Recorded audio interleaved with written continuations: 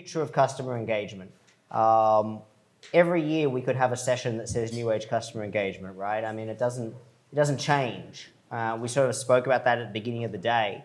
But we are in an environment with a proliferation of programs. We are in an environment where sometimes when we look at loyalty programs, it's a sea of sameness, whether it be the same initiatives, whether it be the same value propositions. Often we can look at major programs nowadays and wonder, why should I choose brand A over brand B? Or even, why should I bother at all in the first place? And I think that that's a risk for major programs that didn't exist 15, 20 years ago.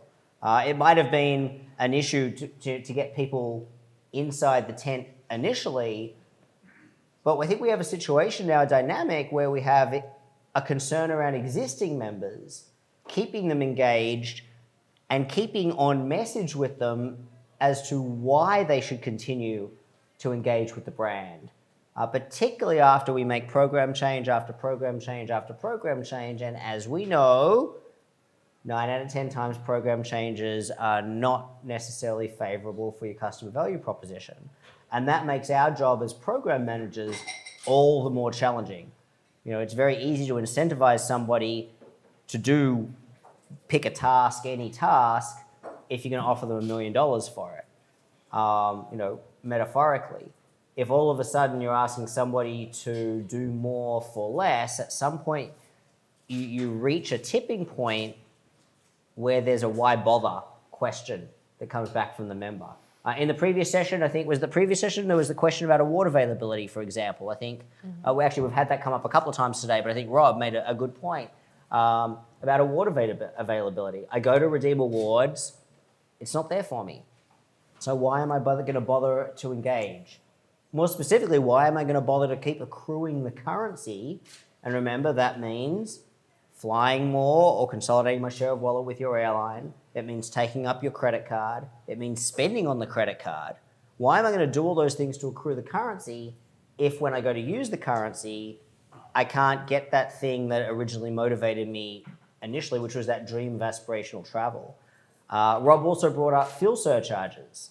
If I want to redeem a flight, great, I've got enough points or miles to redeem for a free flight, but you want to hit me with $700 in extra charges for doing so. Or hotels. Where are my hotel people? Now's the time to not be shy. Where's my Marriott people? Here we go. Chris, you there somewhere? Yep. Not your fault. Resort fees on redemption stays. Come on. Seriously, who's had to pay a resort fee on a redemption stay at a hotel? Let me ask a different question. Has anybody actually in a hotel program that bothers to make a free night redemption? That's a bigger concern, isn't it? That's a really big concern right here. So there's 3 people in the room that are active in a hotel program that try to make a redemption, and one of them remembers getting hit with a resort fee. So we have an engagement problem. But these are interesting challenges, aren't they? So to my panel, I have Tina Moore, I have Phil Gunter, I have Sinead Archer. As you first speak, if you could give a quick 30 seconds as to who you are and sort of what your background is, because the titles that are on the screen aren't going to mean a lot for people to kind of understand what your true backgrounds are. But let me assure you, we have 3 very, very experienced people on the panel that have seen it all before, several times over.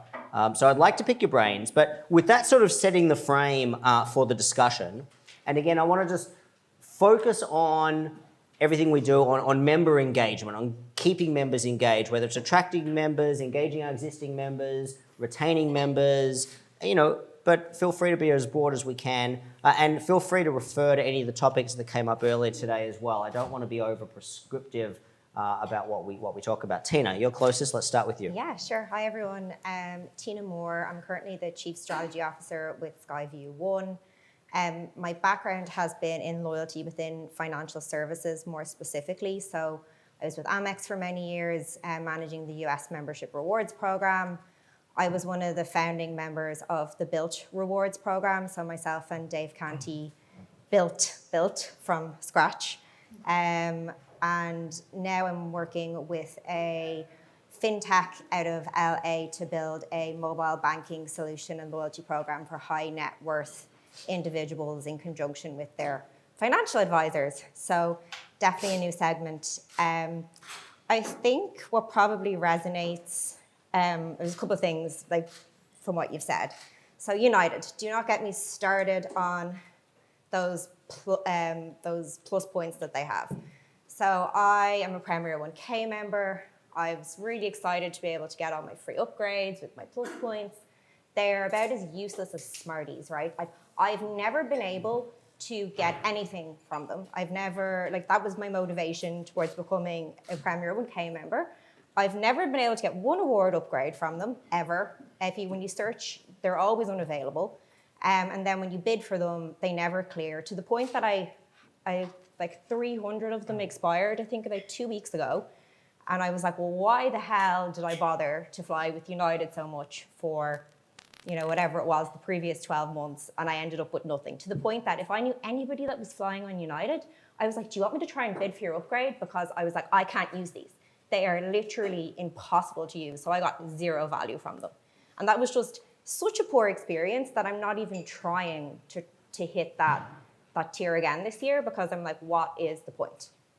For those that don't know, and again, I don't like to talk too much about US airlines right now, but just as an example, United actually did something that was innovative. They didn't copy Delta.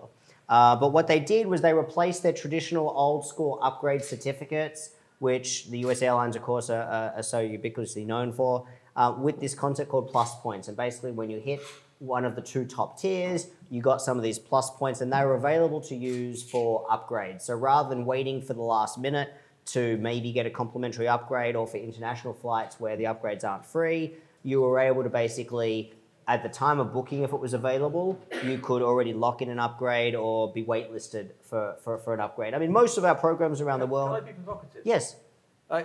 The US programs, the big US programs, are doing some really dumb shit, right? Why do we keep talking about it? Can we just move and talk about some good stuff? You're here to find out good stuff, not dumb stuff. Oh, sorry. I have good stuff after that. Sorry. I have Phil, you said you were going to say something provocative. Sorry. I just wish they were here. But Luke isn't here, so we can. Luke's not here.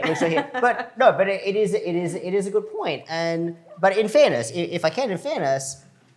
is it the worst idea? This idea of plus points? If we think about all of our other airline programs around the world, whether it's European or Australian or in the Asian markets, all of us have some kind of upgrade program. Mostly it's points. Some have some sort of certificates. Some are for all members. Some are for tier members. I mean, the idea of being able to either pre-book or waitlist is not a foreign concept. It's not the worst idea in the world. But it's interesting what you say, because there's zero availability.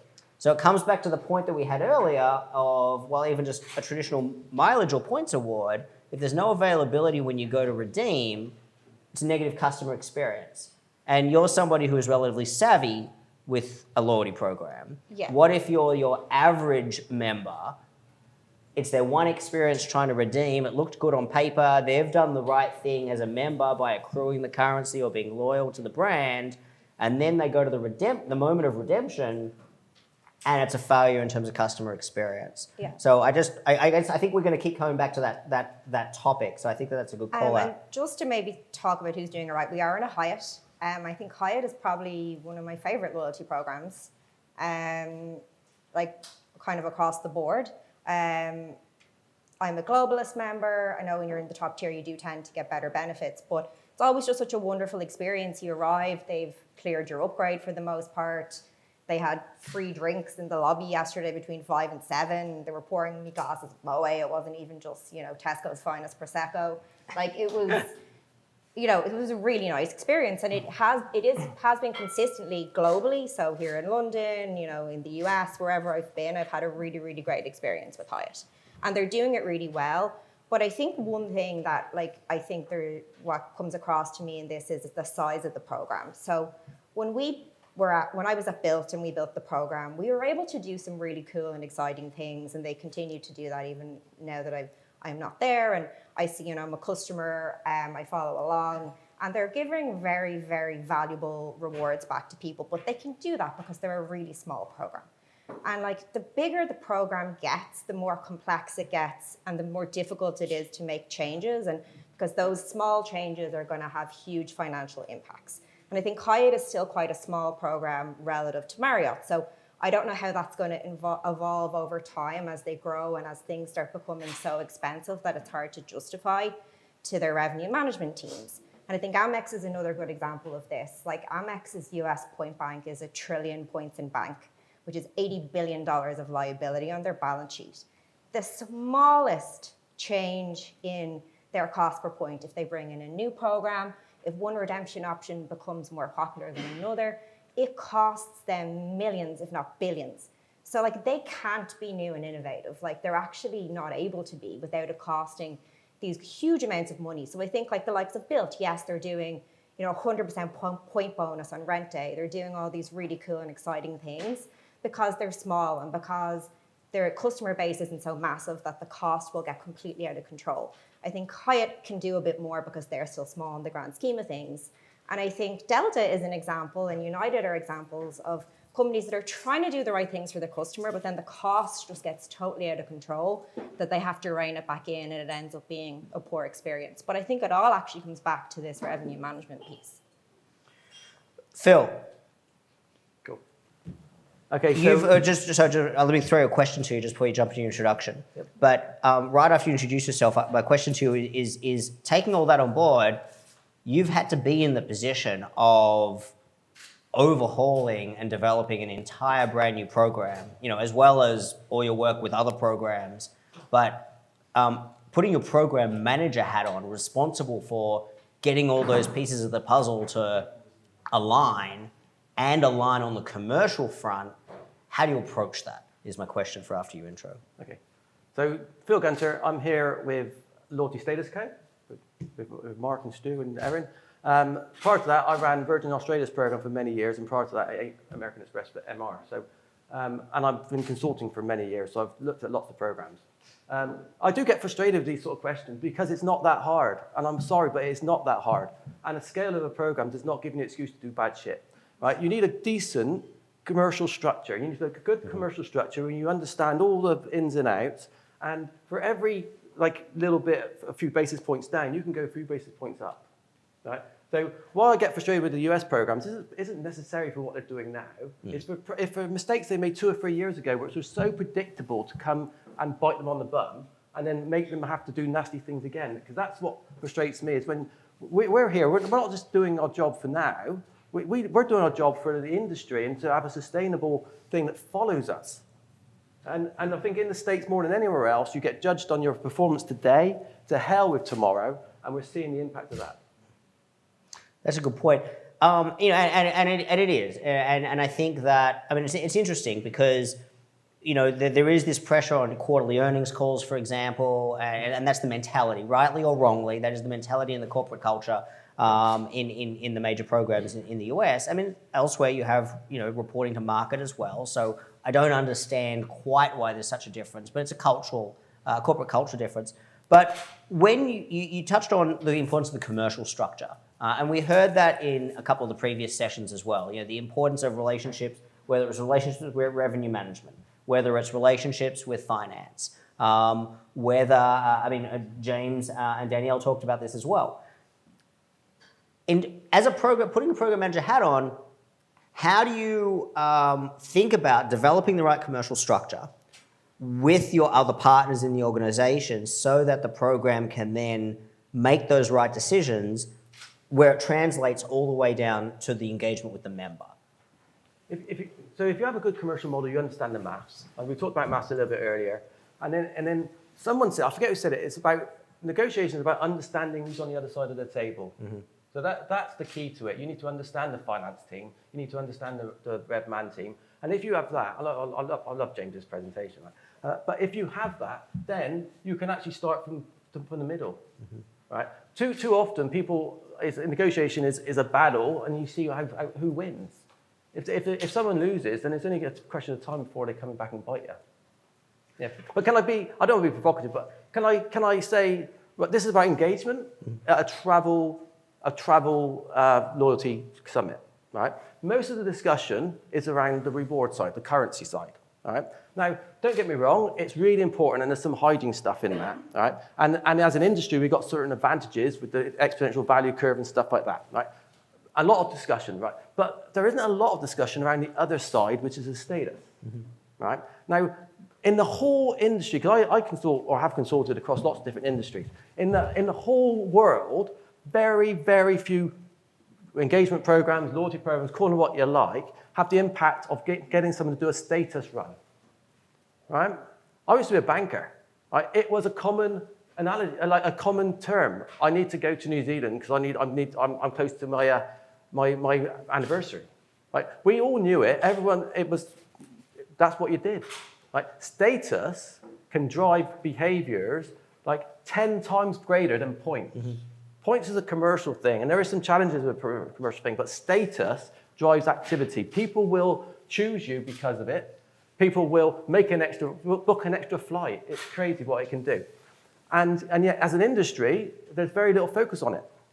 When we go into most teams, there's a lot of people that look after the currency, and very few people have a senior status manager, right? And what happens is that you just let these things, like really valuable people, you just wait until the end, and then let them drop off. Or at best, you tell them, hey, you're going to drop off unless you do something, and you leave it way too late before telling them that. Right? Status management is about what you do throughout the year. You should be telling people throughout the year, identifying people who are going to fall short, give them options to trade up, keep them like in status, people close to falling down, really engaged, people close to getting up, really engaged, and you should be actively managing that throughout the year. And I see no one doing that. Well, maybe Emirates probably best at it, right? But very, very few people, and yet everyone then talks about the currency. We've already said 80% of status people have a credit card, right? Get them into the status program, get them engaged, do that stuff. A lot of that stuff doesn't cost you a lot of money, right? And they will bring you more money as an airline and as a credit card. And I do get frustrated that we come to these things and we all talk about the other side. And it's the same conversation goes on again and again. Well, make sure when you get to the status that you can actually get the benefits that drew you to go trace the status. I think that's kind of one of the things that. And I think that was your point here. Yeah. You know, I mean, I think the deliverability of benefits applies across the spectrum, regardless of whether you're talking about the reward or whether you're talking about the recognition side. You know, you use the example with plus points. That was a status benefit. Yeah. And it's no different to somebody who's goes to redeem their points and they can't find award availability. And both of those have similar impacts. But Phil, your point is super interesting, and you've reasonably recently moved into focusing on the status side, but you've been working with the status side for years. Yeah. And with Virgin Australia, for those who aren't familiar with when Phil launched the new Virgin Australia program 13 years ago, yeah. roughly speaking. I'm old. There was some incredibly innovative status initiatives implemented there at the time into a very mature market, which was interesting. But I think the other interesting point as you're talking, Phil, there that I think bears calling out, because I agree with you, I don't hear enough of it, and that is the different members are motivated by different things. And when we talk about motivation, we talk about behavior change, right? And for those who've listened to me rant on over the years, you'll have heard me say it a million times. The real currency of any loyalty program is its ability to drive changes in consumer behavior. And some people will be motivated by the currency. And typically, let's go back 20 years, it's the idea that if I join the frequent flyer program and I stay loyal to them, I can get enough points to redeem for a free flight, maybe even a free flight in business or first class to go on vacation with my family or to Hawaii or wherever it might be. That's the dream. Now, we all know that most people don't redeem that way, but that's not the point. It's the motivation that counts. But when we're talking about some of our best customers, the incremental utility of giving them a few extra points or miles doesn't really result in any behavior change. And it's interesting because if we think about program evolutions, one of the questions I had for the panel was essentially, do you think, when we look at where programs have been going directionally lately, do we think that that's been the right direction? What have we seen that's good or bad in terms of engagement? But one of the trends in the last 5, 6, 7 years has really been to overhaul who gets what when it comes to a point and mileage accrual, right? I mean, we all know this, right? Programs have been basically saying if you fly on the cheap seats, you're getting fewer or no points or miles, and if you fly up the front on the expensive fares on your managed corporate McKinsey contract, you're getting more and more than you ever had before. But for those that are at top status, especially on managed corporate contracts, are they really motivated by the utility of a couple of incremental miles, or are you basically throwing miles at the people who don't care about a few more miles? They might say in a focus group they want it, but really what they're motivated by is the lever of status, like you've just spoken about. And programs have just kind of ignored that. And I mean, even though you guys have been hammering on about this, and certainly enlightened program managers know this and have been working this in the programs, but I don't hear this talked about much at all. So I'm glad you brought it up, because I think we're going to keep coming back to it, Phil. Sinead, introduction, because again, obviously you're at Head for Points now, but people might not be familiar with your prior background and experience. Taking all that on board, and I know this is not an unfamiliar area of territory for you, thoughts so far? Hi, I'm Sinead Archer. I'm the Commercial Director at Head for Points. Prior to being at Head for Points, I was at Virgin Atlantic and the now defunct Monarch, although rumours are it's coming back, and Royal Caribbean, always in kind of loyalty and marketing roles. And it's been really interesting. I think one thing that sort of stuck out to me kind of throughout today and in this conversation is that sometimes, you know, and I know this from, you know, prior roles being client side, is we kind of lose the focus on the customer, and ultimately customer experience should be what's driving loyalty.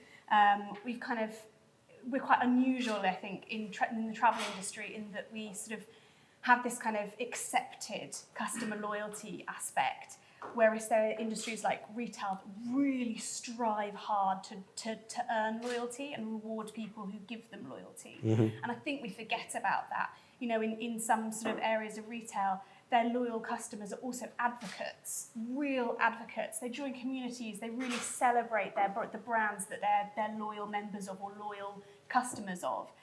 And how many travel, whatever travel loyalty program you're in, how many of your customers are real advocates for your brand? I'll be surprised if, you know, you have loads of them, because I think we've kind of lost our way in terms of kind of really driving people to love your brand. And I think part of that is by delivering excellent customer service, excellent customer experience throughout, whether you're a high status member or you're a first time traveller, or visitor, hotel or car rental user. I think it's kind of really important to keep your customer at the focus of all those decisions you're making. And I think going to the customers, talking to them, listening to what they're saying is part and parcel of that. I mean, in some ways, Head for Points shouldn't have to exist. You know, we are a very big community of frequent flyers who are very, very vocal about their thoughts about the variety of brands, airlines, hotels, and so on that are out there, and a rich source of information for brands. I think and many of those brands aren't listening to what their customers are saying. I think there's a big, big missed opportunity there. And I think that's putting the customer at the centre of all your decision makings in loyalty is kind of really important. And I know it's really basic stuff, but I think sometimes commercial objectives and the environment, working environment, kind of sometimes get in the way of really remembering that. You mentioned basics. Is it time for, again, putting program manager hats on, is it time to get back to basics when we think about engaging with members? Have we become too complicated in terms of just our life within programs? We live in this world. It is complicated. Relationships with revenue management and finance and the P&L and the margins and all the rest of it. Sometimes I can see how it's easy to lose focus on the customer. Is it time to go back to basics? It depends. Okay. Cop-out answer. But I think yes and no. I mean, in terms of kind of giving Making everything easy for customers, yes, I think we should go back to basics. There's a lot of missed tricks in a variety of loyalty programs that make it too complex for either their customers to understand what's happening or their members to understand what their rewards are. So I think kind of making things as easy as possible. I mean, I don't think there's anyone in this business, in this room, that kind of would make this kind of mistake, but the restaurant chain Leon recently rolled out a new kind of membership program. I quite often go to Leon on the way to work, pick up a coffee or something. And their loyalty program now, if you order, they've got a big, these big order screens like you get in McDonald's. And if you order on it, if you're a loyalty member, you have to put in I think it's a 12-digit code in order to get your points. Like, it's a brand new program.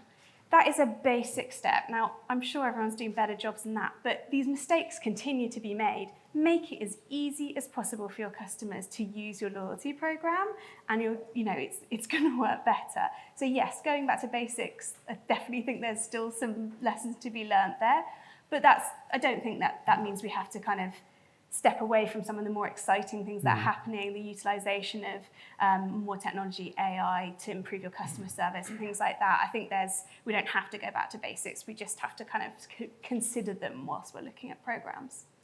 Phil? I don't think we should go back to basics, but just never forget the basics. It's as simple as that. Never forget ease.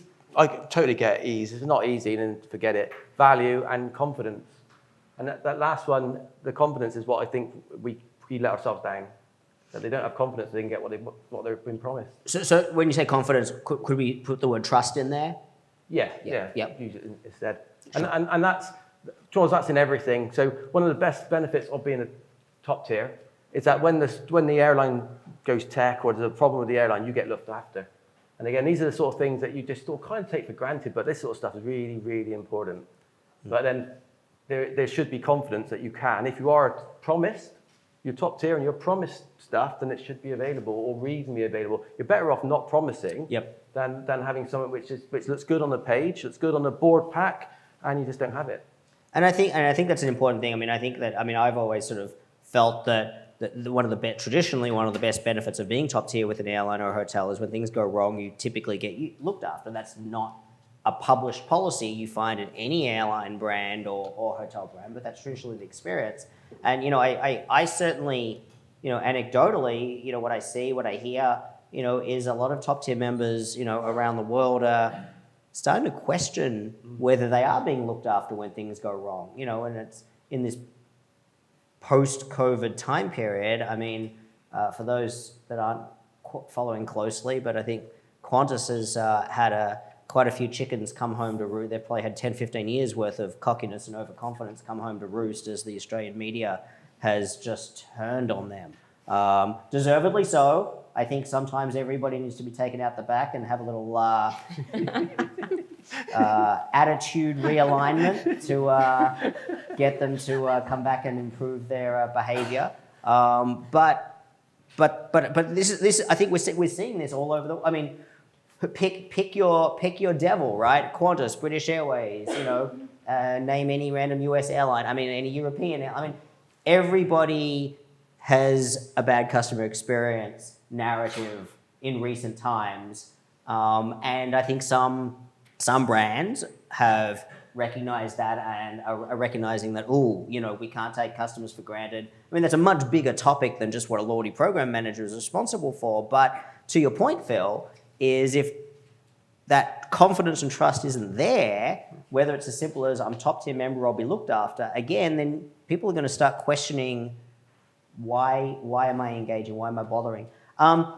Tina, feel free to comment on anything we've talked about so far, but I want to also just throw a new question in there, and that is, in terms of, do you have any examples or seeing ideas or things that you have to come to mind that brands anywhere around the world might be doing in a new approach to engagement with members that you think is working well, or is a novel approach that's worth a call out?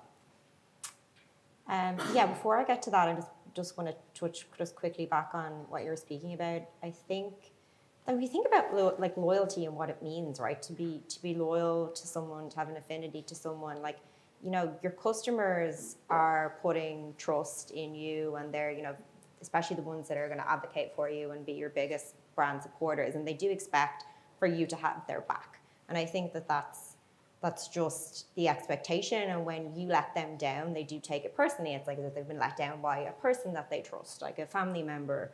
So I feel like personally victimized by United recently, but that's how I feel, right? And I was one of their, I used to always been telling everybody, I was definitely an advocate. Like they lost my luggage twice. The second time they lost my luggage, I called them and was like, hey, and they were like, oh, this isn't the first time that you've reported your luggage lost. I'm like, yes, you lost it again. It's a different, it's another incident. Right. It's not the same one. But then I joined, I guess for people that don't know me, I lived in New York for 10 years, but I'm from Dublin. I recently moved back to Dublin about a year ago. I joined a loyalty program at my local outlet mall. It's called Kildare Village. It's one of the Simon malls, and I spend there quite often. I had an issue where I was trying to get through to one of the stores, and I was ringing, couldn't get through. So I called the loyalty program, and they were like, oh, we'll personally send somebody down there right now. And they called me back immediately. Like that was like an above and beyond experience from a really random loyalty program that, you know, doesn't really take up a huge share of my life, but I had a really great experience and would definitely advocate for it. So I think it's those kind of smaller things. Or, you know, Hyatt, like I said, I've had so many instances where they've personally called, the World of Hyatt personally called the hotel for me to, you know, if I need to change reservations, if I'm having a problem, like whatever it is, they just go above and beyond. And I think that's what sometimes is missing, and that things are too complicated, and especially for this new generation. We talk a lot in some of the other sessions about next generation loyalty. So really, like, you know, airlines, hotels, you know, any kind of brand is trying to get in this next generation of customers who aren't loyal to one particular brand yet. And honestly, if you ask most younger folks, even at Built, we saw this, like, are you part of a loyalty program? They'll say no, and then you'll list off a couple of things and you'll say, oh, well, do you have this and do you have that? And they'll go, oh, yeah, I guess I didn't really think about that as a loyalty program. So it's a different way of trying to engage with these customers and to make it simple. And really what they say about it is that, oh, yeah, they're really nice to me, or they have my back, or I get free stuff now and then. And like, it's simple. And that's how you're going to engage this next cohort of customers. You know, we spoke in the sustainability session, you know, about changing attitudes from consumers. I mean, specifically in relation to, you know, sustainability. But, you know, the theme that came through was about messaging and authenticity. You know, were key themes there. Do we think that those same learnings or those same insights apply when we just look at customer engagement or program engagement with members more broadly? And the context of my question there is also about, you know, with this proliferation of programs out there and often a sea of sameness between programs, you know, I get the sense, certainly with the programs I work with that, you know, there's a concern with the membership that there's just a level of apathy amongst members for whatever the cause, whether it's poor experience or just they don't see the value anymore. You know, forget the reason necessarily, but there's this level of apathy amongst members that, you know, program managers are struggling with. You know, I'm pushing, and I can't get any reaction out of a decent chunk of my membership base. So, Phil, any thoughts on that line of thinking? For me, in any membership, there's like a lot of different segments. Make it easy, split into two. You've got the engaged, which is pretty much your tiers, your status tiers, or people with a credit card, and they are much more like, I hate the word loyalty, by the way. I think it gives us the wrong, because no one's loyal, but they're the people that are more likely to be engaged with you, more likely to be influenced by what you do and interested in what you do, right?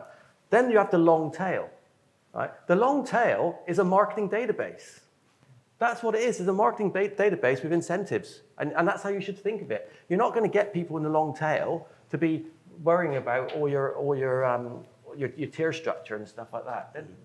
But if you got them in the database, if you've got some promotions you can give them, then that's how you use them. And I do think sometimes we get them confused.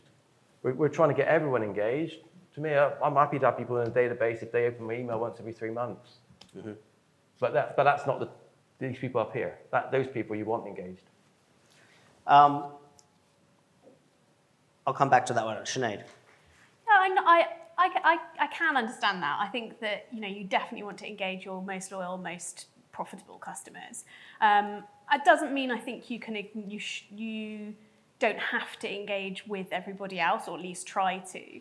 And I think if you're getting zero engagement without when you, as a program manager, you're really trying to engage with a kind of disengaged, to use that word again, base. I wonder if you're really listening to what they want. Have you gone to that base? Have you really researched how they live, what they want, what drives them, and are you able to deliver rewards that may match their lifestyle or match what they want? I would question that there are often missed tricks in that. I think that engaging, I don't think that just because you put a lot of effort into engaging your top tiers, you therefore have to not put some effort into the rest of your base as well. I wasn't going to ask the question, but I'm going to pose it because then I'm going to go for some audience participation. And Nicola, I'm not letting you off the hook because you were trying to get out of it. But I'm going to come to you in a moment. But before I change topics, it's more suitable that I want to pick your brains for. Before I switch tags, do programs take members for granted? Some. Don't bludgeon United over the head with this one for me, Tina. But no, just as a sort of, some. Yeah, some, definitely. And some do a really bad job. And some particularly ignore really potentially lucrative middle tiers, which I think is a real failure on many programs' side. These are people who you could engage with more and pull them up into the top tiers, the top of your business. And I do think, there's a lot of programs that do a bad job of engaging. Yeah. Hands up who has tier status in a program, legitimately earned tier status in a program. Hands up who walked into top status in a program because you're on a managed corporate contract or something like that. Okay. And hands up who started as you're a silver member and you looked at the top tier and thought, I'll never ever get there. And then before you knew it, you were a gold member and then somehow you ended up being a top tier member. Anyone that story relate to? Okay. It's interesting, isn't it? Because I think that what you say about middle tiers, I think definitely resonates. And I know, Phil, you and I have had a gazillion conversations about this over the years, yes, rightly or wrongly, that long tail gets looked at, because the size. And rightly or wrongly, your top tiers get looked at. Yeah, but I think some people forget. I deliberately oversimplified. Of course, there's like a whole number of segments amongst it. And the ones that have potential to get into that top tier, you should do a lot of stuff to try and engage them. But I'm just saying that a lot of people in your database, we're all a member of like 20 loyalty programs, but how many are you really engaged with? Right? You cannot be that engaged with them. So I think identify people you can and do your best. Really look after the ones that are delivering for the group, not just the loyalty P&L, and have a sensible approach, segmented approach to the long tail. And I'll tell you what, if you ask some of those people what would they want from you, a lot of them would say, don't bother me every 5 minutes with stuff which I don't want to buy. This came up a couple of times today about relevance. That's definitely a good point. But I think the point from Sinead is important. I mean, sometimes your mid tiers of today, particularly if they're self-funded or they're unmanaged business travelers, maybe, they are your future top tiers of tomorrow.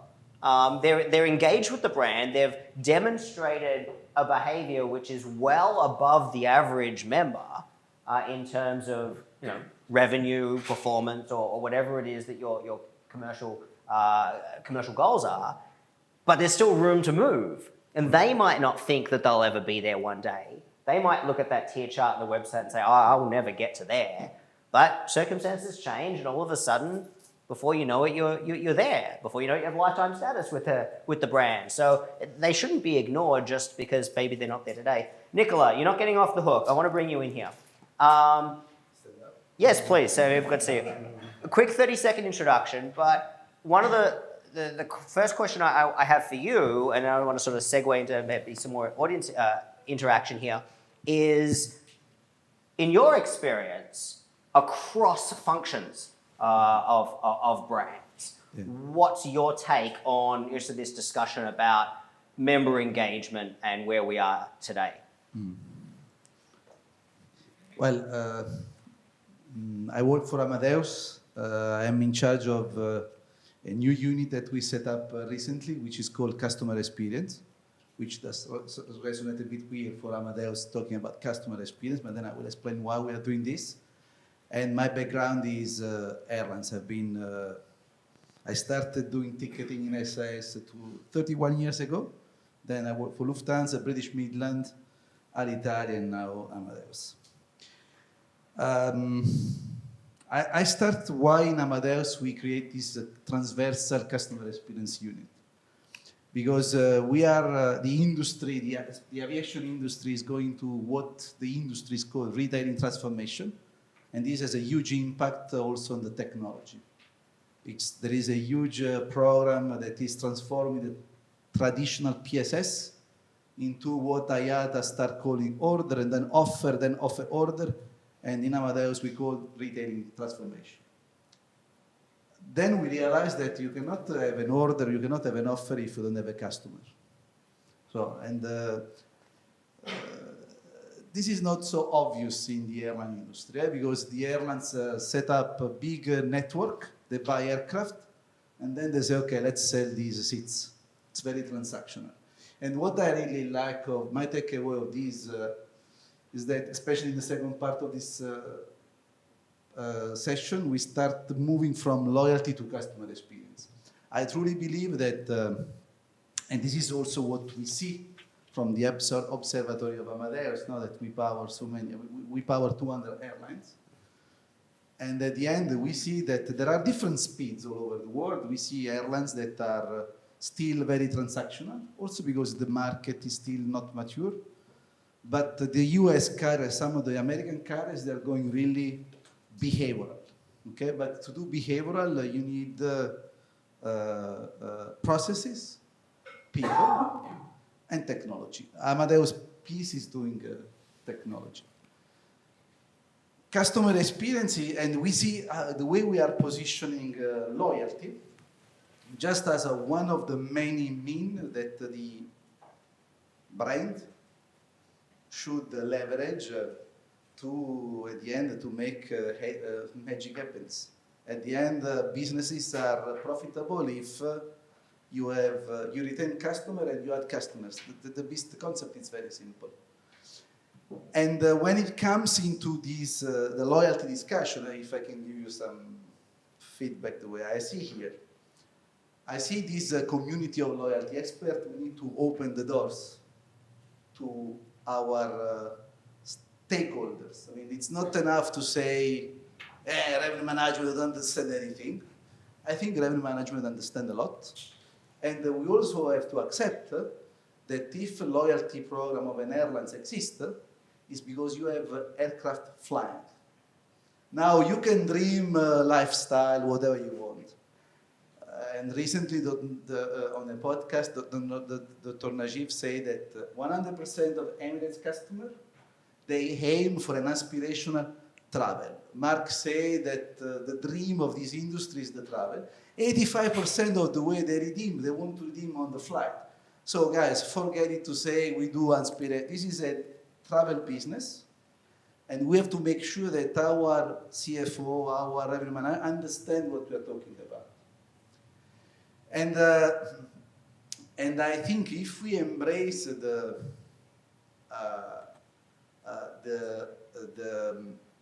other, especially finance and revenue management, into the loyalty story, there is a big, big win for everyone. Today, some airlines we are talking with, we are, again, from the technological perspective, we are understanding how we can create an hyper-merchandising capabilities within the revenue management system. What does it mean here? That when you have a flight where it's with a medium load factor, one use case, or you have a flight with a huge competition, I don't know, London, New York, I don't know how many flights you have every minute, you may have needs to have much more marketing lever to compete. Today, revenue management has two levers, pricing and inventory. Try to imagine if revenue management, when they build their offer, they can diversify and segment the offer based on access to the lounge, priority boarding, extra miles to burn, extra benefit on all the partners ecosystem.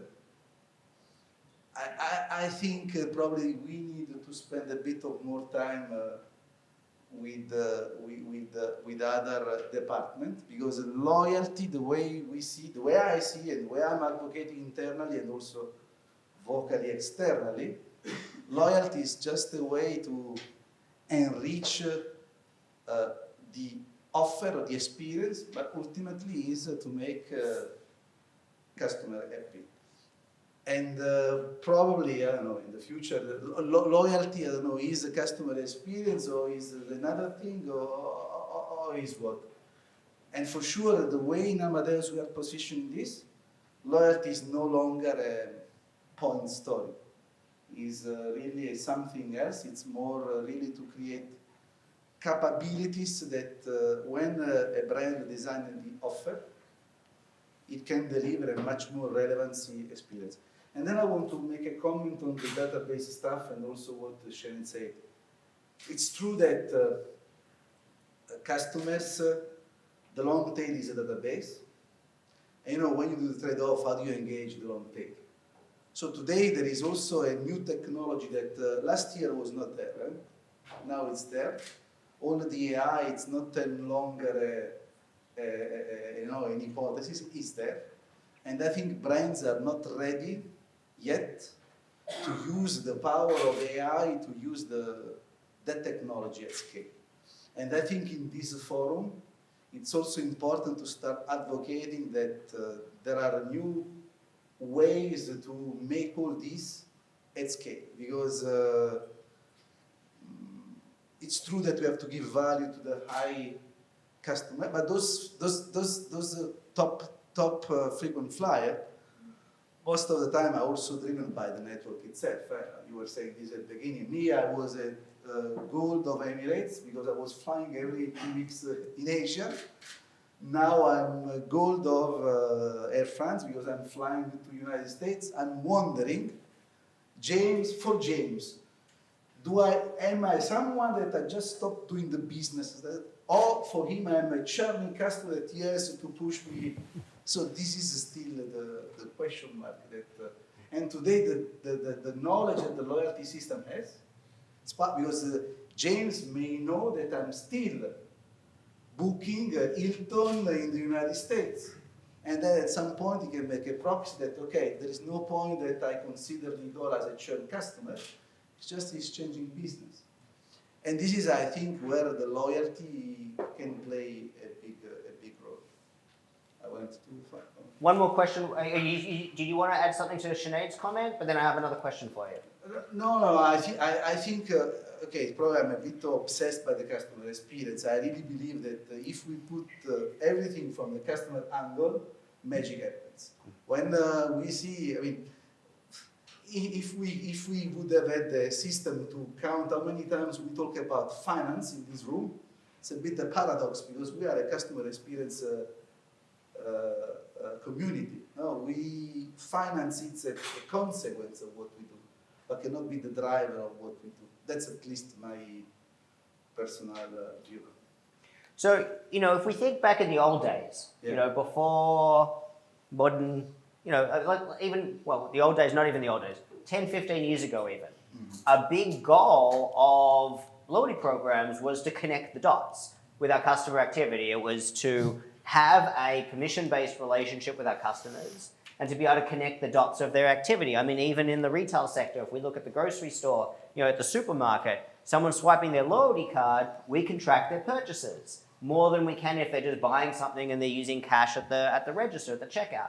And it's same with the loyalty programs. We were able to track our customers throughout. Now in the new age, in the GDPR age, and increasing data privacy regulations, etc., and consumer concern around privacy, it's even more important to have that permission-based relationship with our customers. You touched on the technology side, but how do you see that changing from engaging with our customers does that connect the dot approach still matter, or has that evolved? I think it's a critical thing that this industry didn't crack yet. But just again, because in the airlines, we still operate in silos. I still meet in airlines that they have the mailing list database differently from the ticket database and different from the loyalty database. And they just don't get the point that it's just a matter of the customer loyalty ladder. So you start with an email, then with the permission market, you go, at the end, you want this become a frequent flyer or a frequent spender or whatever politically correct the name should be, okay? And connecting the dots, especially in the travel industry, is something that we have not cracked yet. The consumer is ready to give you all the data. But I mean, we have to be relevant and easy. Because if connecting the dots for us means that every time the customer has to log in 25 times, there is no point to connect. And the way we see in the way we are building the technology for the future is to create a seamless, always login experience, because the technology is now enabling this. And our job finished to make sure that we have the technology, that most of the airlines pay the technology. The sad thing is that most of the airlines don't use the technology that they pay for. But you know, we cannot solve the problem, but advocating that the opportunity is there. And another thing that I want to share to the audience, I was sharing with someone of you. You know, when we talk in this industry, no, again, we are self-referential. All the problems are in this industry, no? We cannot do connect the dots, omnicanality, it's difficult. Just for those people who are familiar with Carrefour, I say Carrefour because that's the retail that I studied, but I think others are the same. In Carrefour, they have, you can pay at the cashier with a physical person. You can pay self-service. You can scan and then automatically pay. You can order and then deliver by car, and you can do e-commerce. 6 touch points, and I have someone that shares some statistics. On an average, they have the top tier that they use this touch point 3-4 times per week. So probably there is something that we can copy from the retailing world and crack it properly. So to say that connecting the dots, it's possible, it's a must, but it's not only about saying it or technology. So here it's really to reset and restart. Don't think we have to go back to basic, because we will have another 20 years of delay if we go back to basic. Because when we see what is happening in other vertical, this industry is very, very late. And for those ones who are teenager kids, or just try to observe them and try to imagining them interact. So try to imagine, I'm imagining before my daughter, 16 years old, listening to us. I don't know what would be the help that they were. And I'm saying, of course, provocative. It's important to do these things, but the future, the new generation of customer will erase us if we don't take action. I think it comes back to what Sinead said about understanding our customers. And you know, for programs that aren't understanding the customers, your offer is wrong, your communication is wrong, your tone is wrong, you know, your devaluations are missing the point, you know, whatever it might be. We've got a couple of minutes left. Any thoughts, comments, questions? Chuck, I was waiting for you. Yeah, my name is Chuck here with Currency Alliance. This might be more of a comment. Please. Question. I think the travel industry is quite lucky because what we offer as rewards is the most aspirational experience, and virtually every consumer wants to travel for free or at discounted prices and have a fantastic experience. It strikes me that we've talked a lot about the frequent customer or those with status, and most brands are probably getting 90 to 100% of their share of wallet, so there's not a lot of upside with them, but you want to make sure they don't defect. And the key to doing that is recognition. But among the mid-tail and long-tail customer, I'm certain there's at least 10%, if not 20% of customers that are just like your frequent or status customers. It's just you don't know. That's where the upside is, because you're only getting 20%, maybe 60% share of wallet. So finding out who those people are is key. And then there's the long-tail customer, which might be the database, if you will. But those people do aspire to the same travel rewards as everybody else. And so if they just can't spend enough money with your brand to ever get to interesting rewards, then you probably need partners that are also willing to issue your currency so that they can earn every week and get to interesting rewards.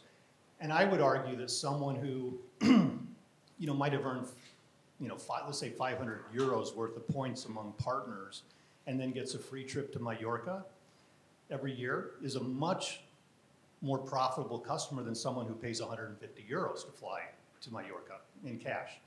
And so, working with a partner network not only allows you to generate revenue by selling points to partners at quite a profitable margin, I think, in most cases, but also those partners are releasing quite insightful data about the customer's lifestyle preferences so that you can improve personalization and engagement with those customers, which is the topic. So I would argue that every customer is relevant, and with AI, we possibly can scale to the point where we can treat every customer uniquely, and therefore there's huge, huge upside for all travel brands, but you need to go back to basics in some cases and focus on the right activities. Anyway, if the panel has any comments related to that, happy to hear it. I've got a comment on that. I think it's something that we were talking about earlier, is that I think there's sometimes a need, this is less around the Head for Points customer, the Head for Points reader, so kind of stepping away from my role there and just looking at kind of loyalty as a whole. I think there is, and this is a very pretentious phrase, an opportunity to democratize loyalty and make it more available to a wider population. And I think one thing that's really interesting that's coming around the corner is the development of Expedia's One Key proposition, which I know has been rolled out in the US and is coming to the UK. I don't know when. I don't know if there's anyone here from Expedia who can help, but I think the reason I'm bringing it up is because that is a program where you'll be able to earn loyalty points through Booking.com, Vrbo, and Expedia, which means you'll be able to earn the same currency on a multitude of flights, on a multitude of types of stays, whether that's a B&B in Yorkshire or a 5-star luxury hotel in the Maldives. And all those actions and experiences and things like car hire, as I understand it, all those experiences will add up and you'll be part of the program. And that means that it is a lot easier to access and a lot easier to be part of. If you're just taking one holiday a year, if you're just an average traveller, you're taking one holiday a year and maybe a flight to a wedding somewhere, but that means you're still earning mileage on both those trips in the same program and makes you much more likely to be engaged. It's a lot less off-putting than a program which rewards frequent flyers. And I think that the rollouts of these kind of mega programs within travel loyalty are going to be a really interesting challenge to kind of traditional frequent flyer programs and hospitality programs too. Thanks, Sinead. I think it's a really important point, and maybe even if we want to avoid the word democratize, it's just relevancy. And one area we haven't even touched on, and it's a controversial one, so I deliberately didn't, but the approach by hotel programs, for example, to only reward points and even status recognition on direct book bookings, which was great as an idea 9 years ago. It was it was still a blunt, punitive instrument. I certainly never agreed with it. Those who followed me for a long time will know that. But I could argue the other side of the coin and say, you could justify why you did it. But nowadays, when we are thinking about One Key, when we are thinking about bank programs being so broad and ubiquitous and other non-travel programs, and let's talk about the mega programs and the directions, Delta, for example, where they want you to book hotels through their platform, and you're going to earn status for doing so. When you think about that, does somebody care, if someone's a Delta flyer, for example, do you think they care more about Delta or their Marriott program? No offense, Chris. I mean, it's a no-brainer. They care about the airline. The airline is at the top of the food chain here. So as a hotel program, it no longer makes any sense to penalize people booking through alternate channels. If you don't want to sell through those channels, don't sell through those channels. But if you want to sell your product through those channels, you need to have those people bothering to entering their membership number. You want to be connecting the dots. You want to be recognizing those guests. Maybe don't give them points if they don't book direct, but you certainly need to be recognizing them. And that's a whole other discussion again. So I think relevancy, acknowledgement of these other programs that are going to engage a huge new long tail, which may be your old long tail, or it might be a new generation of customers, is going to be important for us to be aware of. We're going to go back into another break because this was a big session. There's a lot of content. I want to thank Sinead, Phil, Tina, and Nicola for their insights. I know we probably could have talked all afternoon on this topic because there is just so much to explore. Just before we run out to break, well, we have one more very quick announcement. John. Thank you, David. John Gibbons of Loyalty Plays, CTO of Loyalty Plays. We're one of the sponsors, and I hope everyone's having a great day. I'm actually having a terrible day because I was responsible for printing some gift cards. If anyone has received a gift card pack similar to this, or a gift card similar to this, all the QR codes that we printed today, unfortunately, were faulty. And it was my bad, so many apologies. We have actually scrambled this morning and reprinted all of the cards with correct QR codes. So anyone who's received one, I would be happy to replace it. And anyone who receives one from now on, it should actually work. I'm not here to show about Loyalty Plays. You've got a lot of people to get through today. Happy to talk about it in the break. But yes, apologies to anyone who got an invalid Loyalty Plays card, and I'll replace them after this break. Thank you, David, for allowing me as CTO to hot fix that.